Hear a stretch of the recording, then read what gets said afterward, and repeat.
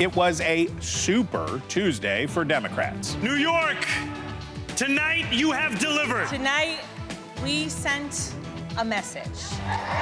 This vote, you guys just screamed from the rooftops. And it only hardened the party's resolve in what is now the longest partial government shutdown in history, 40 days and counting. Are the Democrats deaf? Do they not hear from the people that they're putting in these situations? Today, Republicans trying a new approach to break the deadlock, offering Democrats a way to get more of the government back online as shutdown pain mounts at airports, food banks, and in the economy. As the linchpin of the president's economic agenda, tariffs got a chilly reception at the Supreme Court. We thought we did very well yesterday. We hope that we did, but I also think that we'll have to develop a Game 2 plan. We'll see what happens. But the president has a solution. Congress needs to step aside and make it easy to push his policies through on party line votes. The way to do it for the Republicans is to terminate the filibuster. They call it the nuclear option. But even some of his most loyal followers are having doubts. Getting rid of the filibuster is not the answer here. I don't want to change the filibuster rule. Let's get into all of it. With us today, Roger Marshall, the Kansas Republican who is part of the Senate team trying to push today's spending package through. Byron Donalds, the House Freedom Caucus stalwart from Florida, who is leaning on the Senate to go nuclear. Illinois Democrat Eric Sorensen on the lift and limits of his party's big win. Plus, author Malcolm Gladwell on the question of a tipping point in a chaotic time. All that and our best in the business panel of journalists. The Hill Sunday starts now.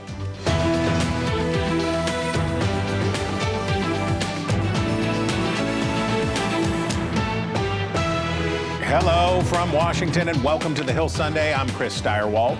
President Trump diagnosed the problem for Republicans coast to coast on Tuesday. He wasn't on the ballot, he said, and the effects of the Democrat-led shutdown in the Senate. Senate Democrats seem to agree. So on Wednesday, when they reconvened, the cold feet many blue team senators were getting about an increasingly painful shutdown turned into warm toes. With Democrats digging in, the president told Senate Republicans to bomb them out. Over breakfast, he told red team senators to eliminate the 60-vote threshold for legislation in the upper chamber.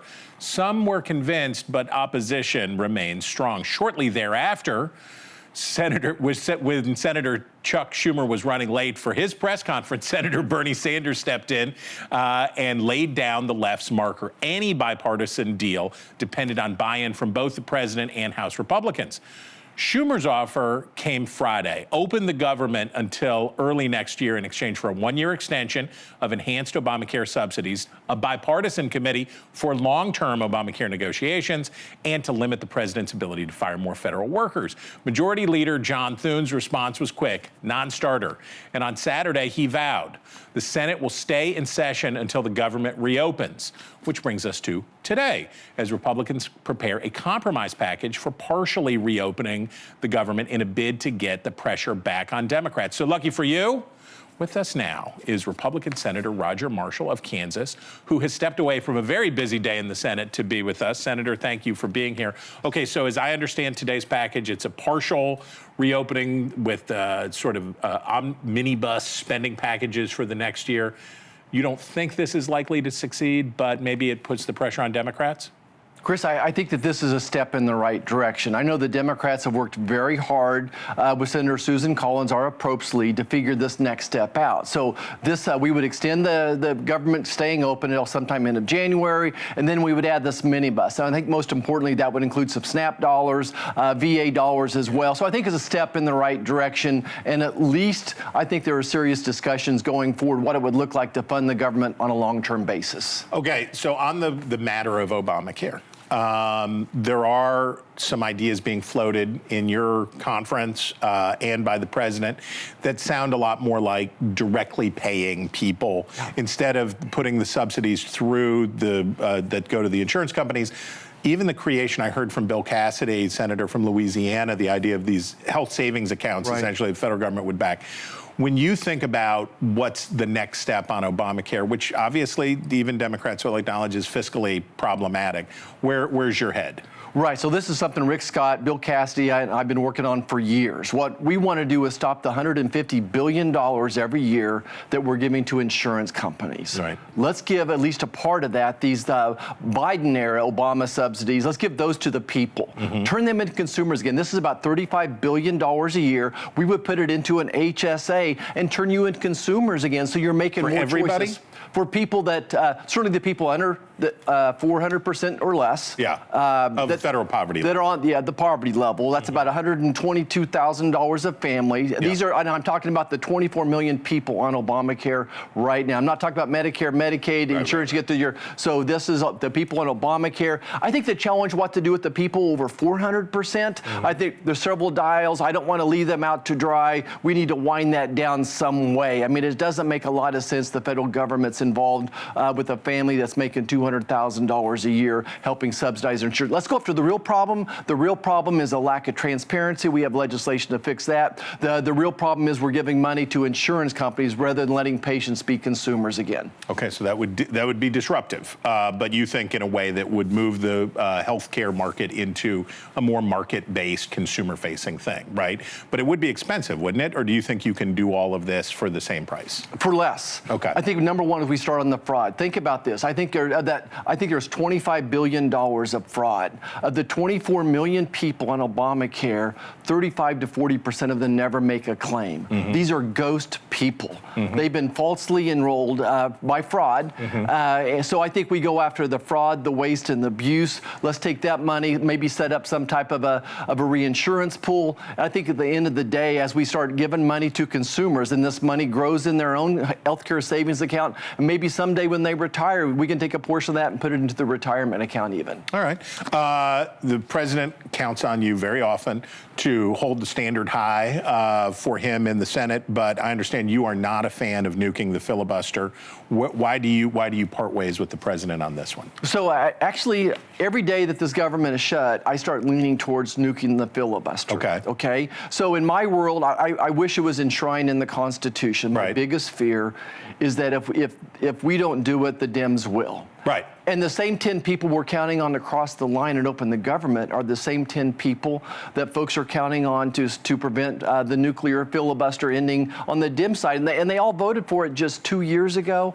And I just think that so you're telling your fellow filibuster fans in the Democratic Party, help you out now, get the pressure off, get the government reopened so that you can table this discussion. I think that's accurate. I still would like to enshrine it in the Constitution. I'd like to get them on record agreeing that it should be in the Constitution as well. But it certainly is one more bargaining point. You can't imagine President Trump out there using this as a bargaining point, could you? Okay, America. If you were attending this week's induction ceremony at the Kansas Cowboy Hall of Fame in Dodge City, you would know him already. But if you don't, here he is, Senator Roger Marshall. We thank you. Okay, with us now is Byron Donalds. He is a congressman from Southwest Florida, a leading voice in the Freedom Caucus. Congressman, welcome. You just heard Senator Marshall there on the filibuster. You, like the president, have said it's time to do away with it. But if the Senate tried to tell you all in the House how to conduct your business, I bet you would blow them off. You wouldn't listen to them.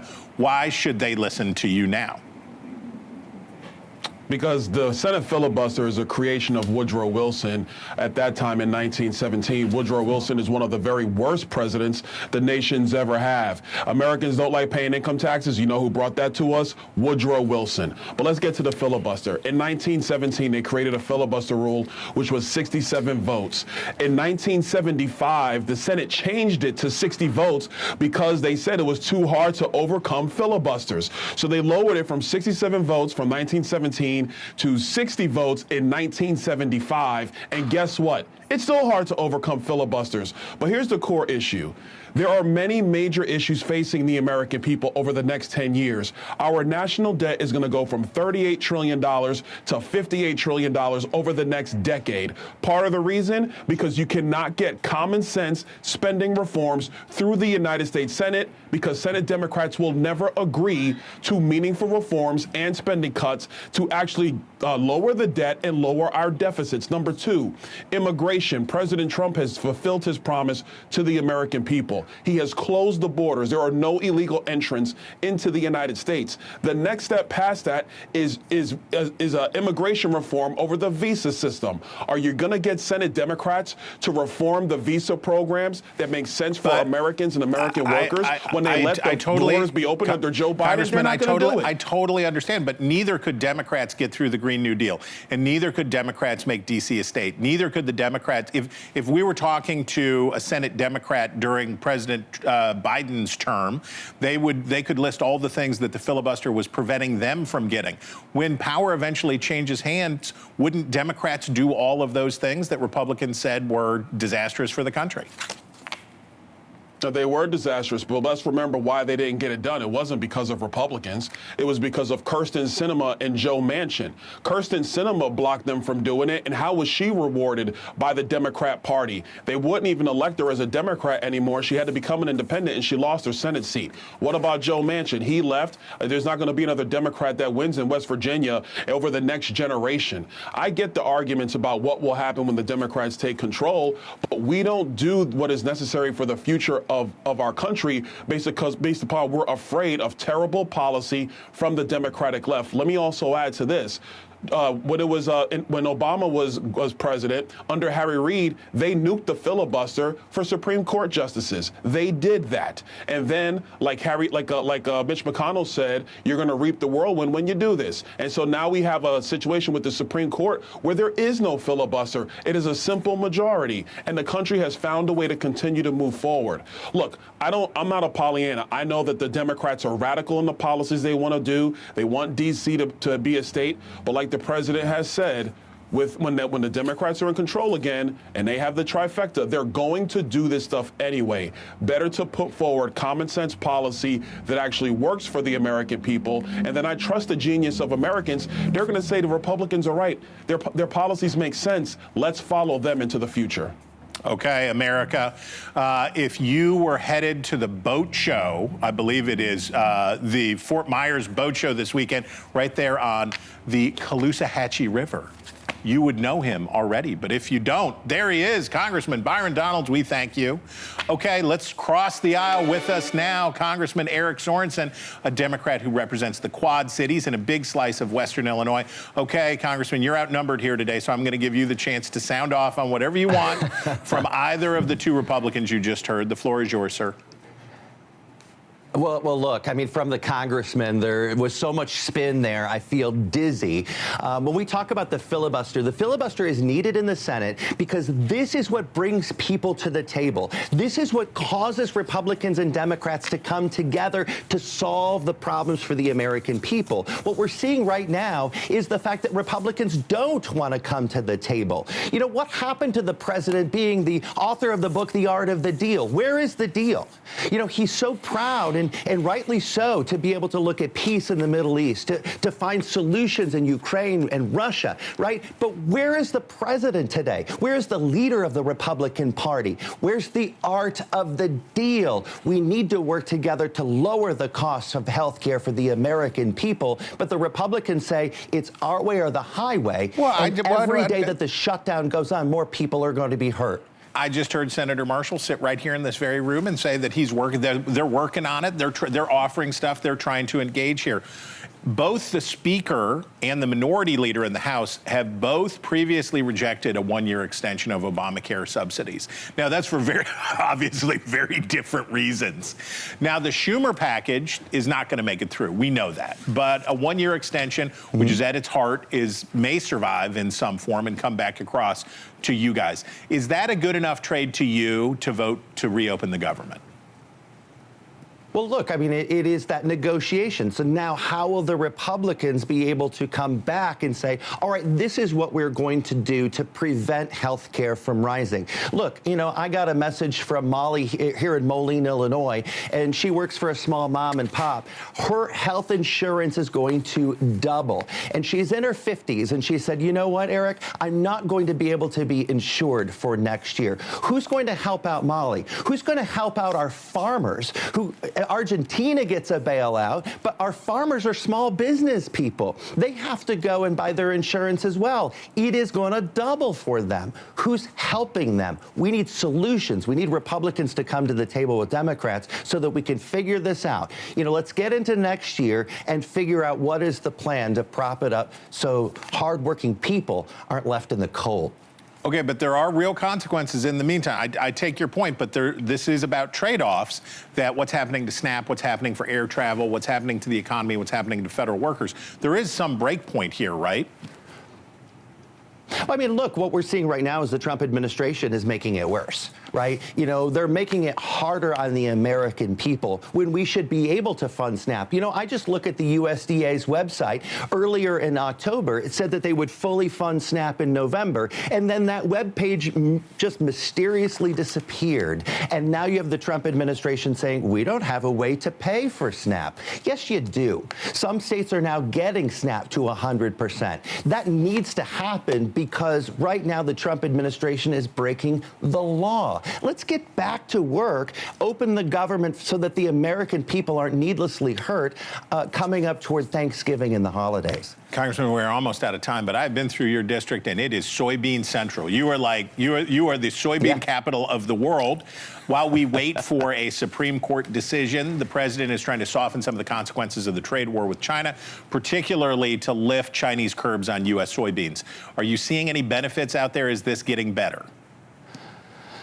Right. So, look, I mean, we need to do everything. We need to build those relationships. We need to open markets. Our farmers here, they were so slighted when Trump went down to Argentina and bailed them out without having good policy. They don't want a bailout here, but they want good policy. And they want to make sure that the soybeans that we are so good at growing in Western Illinois have a market. And so I'm happy that tomorrow in Tazewell County, I'm going to be out on a soybean field, making sure that we're talking with farmers to get those beans out, and so that they're not worth a hill of beans, that they're worth a lot on the open market around the world. Do you see what I did there? Congressman, you couldn't resist. Okay, America, if you knew that the world's largest replica of our solar system was scattered over 6,000 square miles in and around Peoria, Illinois, you would know him already. But if you don't, there he is, Congressman Eric Sorensen. We thank you. Okay, coming up, accountability is a foreign concept in Washington these days. But our next guest, Malcolm Gladwell, is here to take stock of the things overlooked in his global bestseller, The Tipping Point. And our Best in the Business panel of journalists has the skinny on the shutdown when the Hill Sunday returns.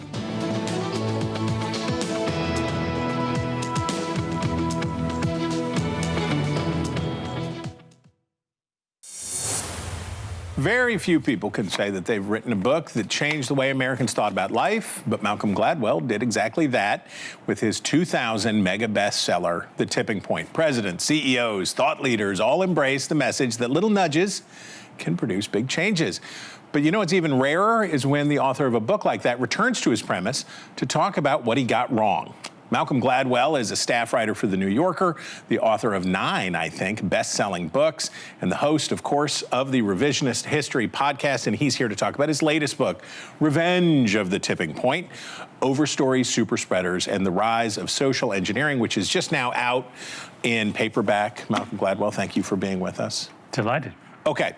I put you in a club with Rui Teixeira, and Francis Fukuyama, the guys who, around the turn of the century, wrote big books that affected the way people thought about things, and then their work got wildly overinterpreted.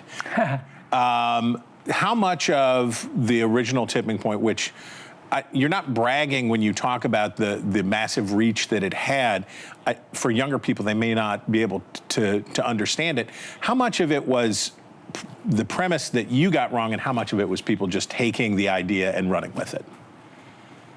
Well, I think the premise stands up. I mean, I was just making at the time, was a relatively novel observation that one way to think about the way ideas move through society is to use the metaphor of the epidemic.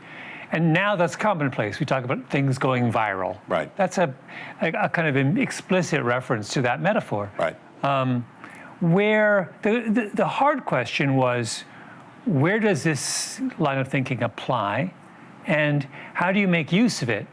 And so I spent a lot of time in my original book talking about how to use this idea to fight crime. And I would not write the same chapter today. Okay. And part of what led me to want to write a sequel was I feel like we're so much more sophisticated about this idea than we were back then. We've learned so much more in the intervening 25 years. I wrote it 25 years ago. I mean, I don't know what were you wearing 25 years ago? Same thing. Oh, you would Same do. thing. You're Yeah, exactly I'm a the huge same. nerd. Yeah. Yes, that's right. Many of us have changed quite a lot in the last 25 years, and including the books you write. So it struck me as a kind of very useful kind of common sense thing to go back and say, all right, let's re-examine this idea and build out the new ideas and critique the ones that didn't work. So you start the book with just anybody who's ever seen the movie Heat, but the story of bank robberies in Los Angeles, and you have a newspaper man's gift for writing crime, and you put us right there, and you do all of that stuff, and you tell us a story about. Well, first, tell people how common are bank robberies in the United States? Well, not very, and they were kind of going out of. They were kind of going out of business. Yeah. Bank robberies as a kind of crime, but then they were spectacularly revived by two Crips from LA called Casper and Sea-Dog, who in the early 1990s set a record that has not been broken for the total number of bank robberies in a given year. And if I'm remembering correctly, it's 175. And which one of them was hiring kids to? They were both. I mean, the brains of the operation was Casper. And he had the brilliant innovation that the way to rob a bank was to recruit others to do the actual robbing. So he would get kids to do it, and then he would hustle them out, sometimes even in a school bus. He would recruit kids from a high school. They would rob the bank, bring all the cash, and he would just follow them in a car back to their hideout and then take the money from them. Because he was sort of outsourcing it, which outsourcing, of course, was a big deal in the 1990s. Casper and Sea-Dog applied that to bank robbing. But my point about that was that the sudden and dramatic resurgence of bank robberies in the United States in the 1990s was a classic epidemic. Mm-hmm. I mean, they got the idea from someone else who got the idea from someone else, and it was all happening in LA. I mean, it wasn't a national epidemic, it was an LA epidemic. LA was the epicenter of this particular kind of crime in that genre. And it wasn't Long Beach or Orange County or, Fresno. It wasn't even the LA suburbs. It was the city of Los Angeles. And I love that's an idea I play with a lot in this book, which is, as we think about epidemics now, we realize they're a lot more localized than we realize. And when you tell the story, you're talking about COVID, and you talk about the super spreaders and the one conference in Boston and spreading out across the country. What is well, do it this way. What is an overstory? Well, I was trying to understand why it was that specific communities or cultures or countries or towns can be host to an epidemic of a certain kind. And so why would the LA epidemic stop at the borders of LA? And I have a bunch of examples of these epidemics that seem very specific in where they come from. And I got very interested in this idea that there is a kind of what I call an overstory, that people within a certain cultural or geographic community share a set of assumptions about how to think about the world, how to behave in the world. They may not be aware that they're sharing it, but I have a chapter on a high school that has a suicide epidemic. Poplar Grove, right? And that's a classic example. The epidemic doesn't spread to other high schools. It's specific to that high school. So somehow in that high school, they develop a kind of common set of assumptions or narratives about how to make sense of the situation that don't travel, that are specific to that world. And overstories are my way of trying to explain why would something be so specific in that way. So when you wrote the first book, and people other than me dressed differently, the world thought differently too. Yeah. In the late 1990s, when you were starting on this book, we had defeated Soviet communism without having to fire nuclear weapons. We invented the internet. Things were getting better, and we were sort of. And I mentioned Francis Fukuyama. There was broad thinking that life is perfectible. These are the sunny uplands. We have arrived. Well, if you didn't live through the late 90s, you forget that every major social problem was in dramatic decline. Everything was getting better. We had a budget surplus. The central argument of the 2000 presidential election was about what to do with the extra money. Yeah. What will we do? Will we put it in a lockbox for Social Security, or we give it back? Don't you feel sorry for people today who didn't live through that period? They were robbed of the one moment of glorious optimism. It was pretty sweet. 91 to 01 was a pretty sweet decade, but people don't feel that way now. Yes. Right? And so the world that you wrote the original book for was a world that was ready to nudge its way to perfection, and that all these problems could be ameliorated. Now people want to blow things up, tear them down. They want radical, rip the roots out kind of change. Talk about the different climate that you find now for these ideas. Yeah. I'm a lot more, my first book, Tipping Point, was profoundly optimistic because, as you say, it came out of an optimistic time. A lot of this book is dealing with the kind of underside of that. So I have a whole chapter on the opioid crisis, for example, which is a classic epidemic, and the Purdue Pharma, the kind of driving force behind the opioid crisis in this country, very consciously used epidemic ideas to propel OxyContin to the position it took as the kind of dominant opioid of its generation. And so I'm a lot more interested now in how ideas about virality are used for negative purposes, not for positive purposes. Well, on that cheery note, we will leave it right there. But Malcolm Gladwell, we thank you very much. We thank you for this great book. And that it is indeed called Revenge of the Tipping Point. And I would encourage everybody to pick up a copy. It is excellent. You stay there. There is still much more to come. Our best in the business panel of journalists awaits when the Hill Sunday returns.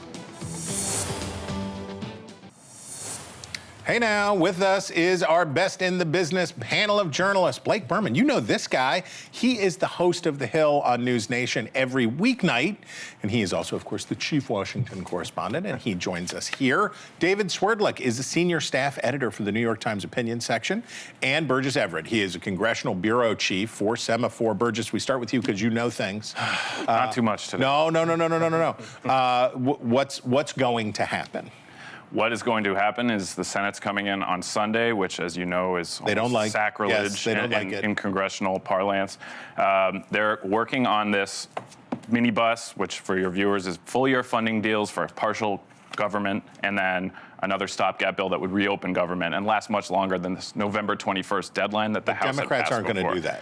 Democrats still need something on the healthcare piece, and as your guests earlier were discussing, it seems like that piece has moved further away because they're trying to kind of get Donald Trump, President Trump, in the mix on here, get him to negotiate on these expiring subsidies. Instead, he's going on the attack and basically saying, let's scrap more of Obamacare, not let's prop it up. Blake Berman, did the president take the bait? Democrats have been trying to get Trump involved on this. And Tuesday after the election, he came out and said it was the shutdown. Right. And the Democrats are winning the shutdown. Now he's engaged. Is this the Democratic strategy paying off? Now he's engaged. Democrats feel emboldened, right? So it's almost like they're in a sense even further away. But you're right. This new idea from the president of, okay, let's give people sort of direct payments through the health savings accounts, right? Instead of giving the insurance companies the money is sort of his way of, okay, here's how we maybe go about healthcare going forward, right? The obvious Democratic line is, well, what are you going to do about Obamacare, right? If it needs to fix it, you're the president, you fix it. And it seems like President Trump now is trying to sort of turn the argument on its head, saying, look at the stock prices of these insurance companies. You've talked to Republicans. This is the argument that they're making, right? Why are we keeping this system in place if maybe we can do something else about it? So he's more engaged now, trying to flip the argument on its head. The question is, whether or not it'll work, at least from public opinion standpoint. Mr. Schwerdlick, it seemed like that last week was the week that the shutdown was going to end, right? It looked like everything was moving in the direction we'd be into the open enrollment period, the off year elections would be concluded, and all of the planes seemed to be about to land at the end of last week. How much do you think that the Democratic victories on Tuesday, the big wins on Tuesday, affect Senate Democrats' thinking and embolden them? Oh, I think it definitely emboldened them, because now the Democrats have at least short-term a wind at their back, so they can at least look forward and say, okay, there's a light at the end of this Trump tunnel, maybe in the midterms, and so let's negotiate a little bit longer. On the Republican side, kind of like what Blake was saying, you've got President Trump trying to do this end around Obamacare, but the whole reason we have Obamacare in the first place, with all these levers and pulleys and weird systems, is because this was the best thing that Congress could come up with in 2010. President Trump doesn't want to give Democrats or Obamacare itself a win, and at the same time, he doesn't have an alternative that's really workable for the long term. Okay. Burgess, the House has not been in session for a long time. Technically summer. Yeah, so it was still summer on the calendar when the House was in session. It occurs to me that now they're gonna have to come back, because the CR that they passed, no matter what happens in the Senate, the CR they passed is gonna expire on the 21st, so they gotta come back anyway. It strikes me that when they do come back, it's going to be bananas, right? Because there's all of this, whether it's Epstein or tariffs, all this stuff, this inventory that has been stacked up. Yeah. And like Marjorie Taylor Greene was on with Blake the other day. There's inventory that needs to be moved in the House, and it seems like it's going to be wild in there when they finally come back. It is, and if the shutdown's still going, though, I mean, clearly the ingredients that are right now in the pot in the Senate are not producing. I know that these talks are happening, and things aren't totally hopeless, but the dynamic has not produced a result after 40 days. I mean, that's kind of crazy just to think about, honestly. Yeah. So, normally I think senators would be like, oh, the House could only come back and cause more trouble. But in this case, having more of them back, having folks trying to cut deals maybe across the chamber, I could see it being helpful long term at this point. How much, Berman means business, how much, Blake Berman, does the shutdown affect the economy, the real economy? We know about the individual pain that comes for government employees who are not getting paid. Yeah. What's the piece of this in the whole economy? Well, I mean, certainly locally, at least in this region, right? You have all these government employees, but I was speaking to a Democratic member of Congress the other day, and they said to me, yeah, after this, I'm going out to an event in my district, many states away from where we are right now, and talking to folks who are impacted by this, right? And so you often think about the government shutdown in Washington, D.C., Maryland, Virginia, but at least when it comes to government employees and workers and jobs and all that, it's all over the country. But think about air travel at this point, right? Like, maybe you can make the argument, okay, if I'm not going to travel from A to B, I'm still spending my money in A instead of spending it in B. But my gosh, that can't be good, right? The multipliers are big. All over, the multiplier effects. You're right. It's everywhere, at least with air travel. Okay, you know what I noticed? I noticed that Democrats are hoping Republicans will kill the filibuster. They're hoping, am I right, that the Democratic Party, and I'm speaking in generalities here, but the Democratic Party doesn't like the filibuster. Republicans have been the guardians of the filibuster, and now Democrats are like, ooh, this is great. We're winning the shutdown, and they're going to nuke the filibuster, and we're not going to take the blame for it. Am I reading that right? I think you're reading it right. Mostly, maybe, Chris. I do think there are both Democrats and Republicans on both sides of the issue of whether to kill the filibuster. Where you're absolutely right is that Democrats would rather have Republicans nuke it, and then if Democrats get control of the Senate back, they can say, hey, we're just doing what Republicans already did. It's not our fault. Right. Now, will the hypocrisy, now here's a question, and you can address this. Is the hypocrisy of Democrats in using the filibuster that they hate, will there be more Democrats on the other side of this that are pro-filibuster or vote against the filibuster, or is the filibuster dead at some point no matter what? I'd been thinking it was dead for a long time. However, I think what the last time they tried to change it exposed on the legislative filibuster is my reporting indicated that it was more than just Manchin and Sinema who were not happy about it. And so I think what you just said is very important, because if Republicans were to kill it now, Democrats would reap the benefits and not have to go through that sausage-making process, which would be very painful. Well, why don't we make some more sausage? Okay, coming up, we're going to go go whole hog on the lessons from Tuesday's elections. Let's see what's in the Wonderwall. Stick around.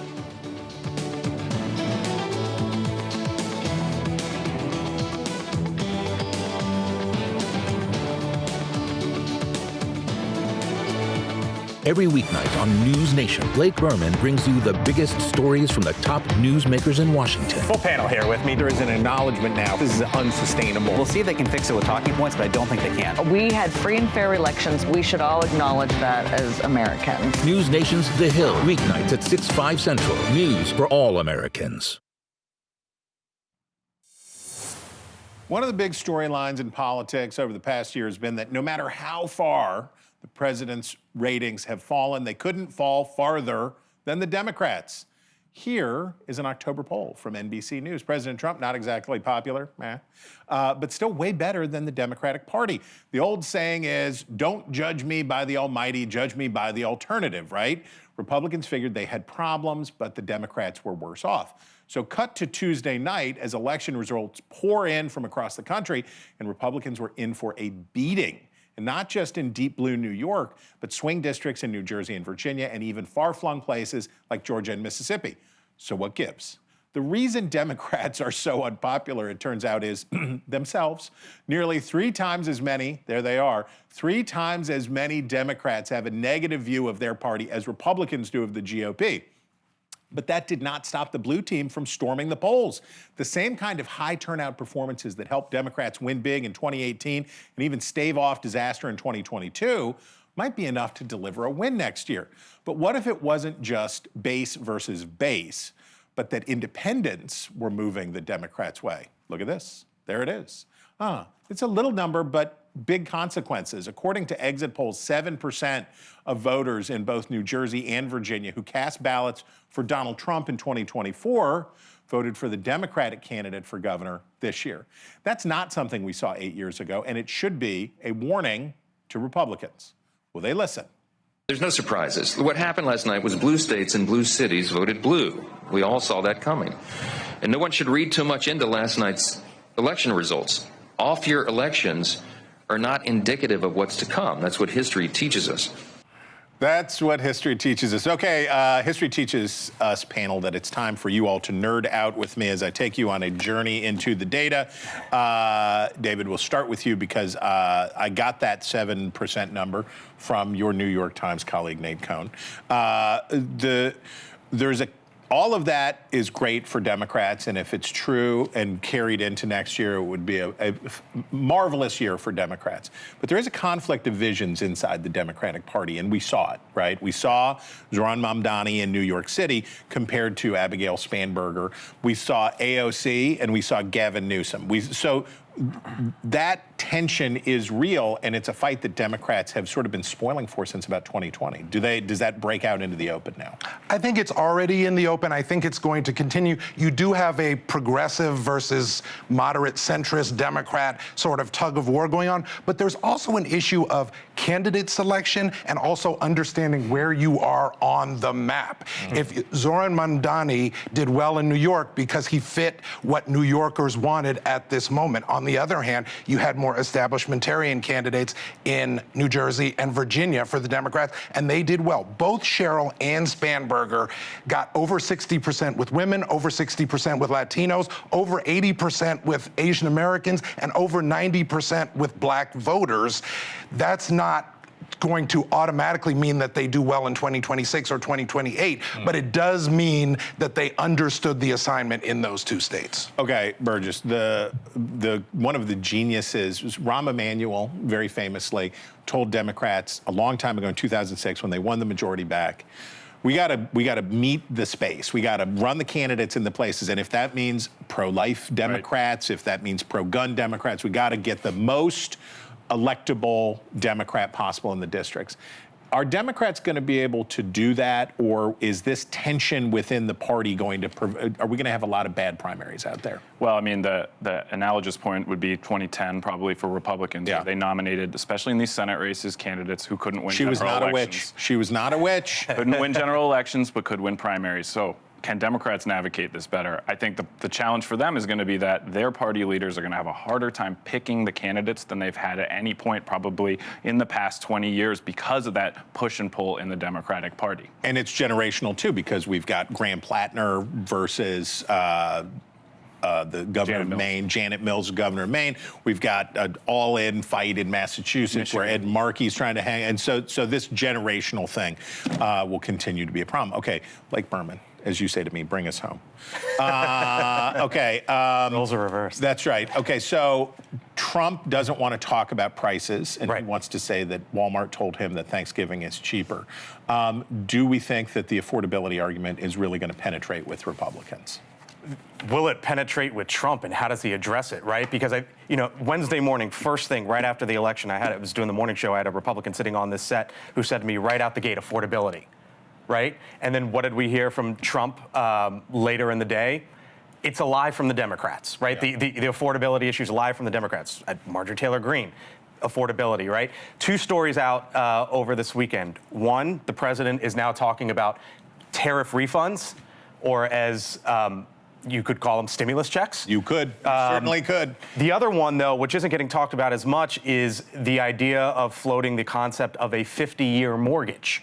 Yeah, what happens with that? So I don't believe you could do it under Dodd-Frank. Right. So maybe they would have to take it up legislatively. But the back of the envelope math there is this, which is the longer you extend anything out, obviously it would be lower monthly payments on the upfront, but you're paying longer, so you get more debt and a higher price tag on the back end. Pair it all together, it brings up the question, is this what we are going to see out of Trump and out of the Trump administration? Is we're going to give tariff refunds, we're going to do this with mortgages. Remember Joe Biden? It was the whole ticket master, and we're going to make we're going after ticket fees, hidden right? Fees. They're all doing it in one way or another.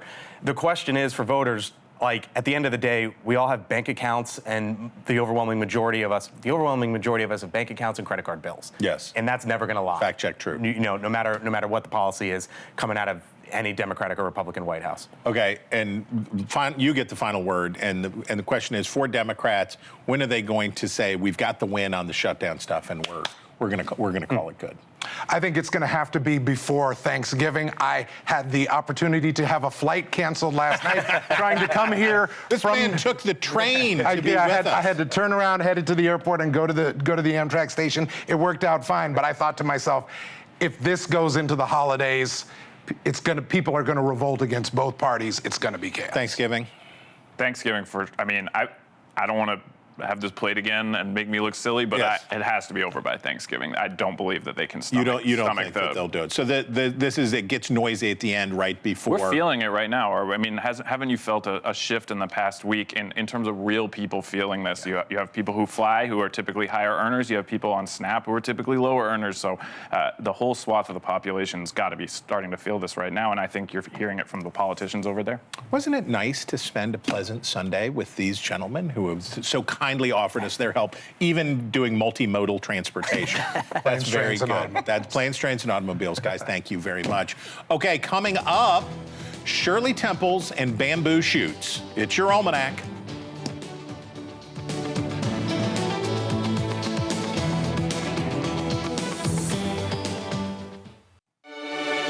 This is your almanac for today, Sunday, November 9th, 2025. On this day in 1936, American socialite and fashion designer Ruth Harkness encountered a baby panda cub in the Tibetan wilderness. She and her party captured the cub, which they named Sulin, feeding it baby formula by bottle as they undertook the long journey to Shanghai and then back to the United States.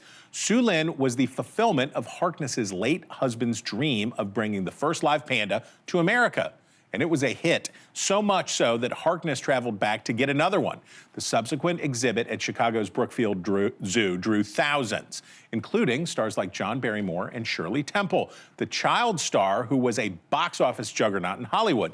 But funny thing about Shirley Temple and pandas, After her movie career wound down at the end of the 1940s, Temple took an increasing interest in politics. A chance encounter with Secretary of State Henry Kissinger at a party led to the Nixon administration tapping her for a series of diplomatic posts, including as a delegate to a United Nations conference in 1972. Who else had a big year in 1972?